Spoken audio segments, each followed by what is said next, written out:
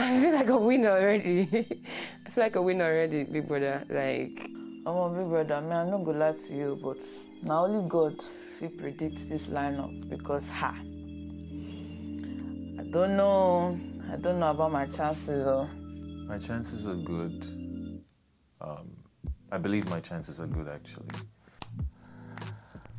It's overwhelming, honestly. It's like a very, very big trick.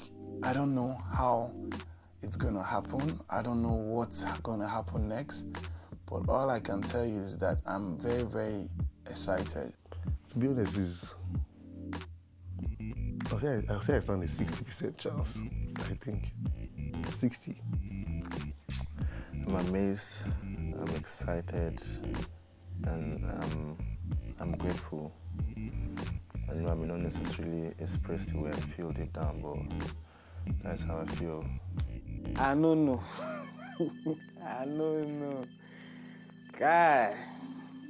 Brother, I actually don't know. I'm actually skeptical about that. I've been thinking about it since on Monday.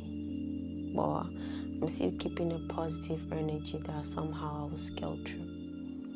Maybe 30%, considering the line of Big Brother.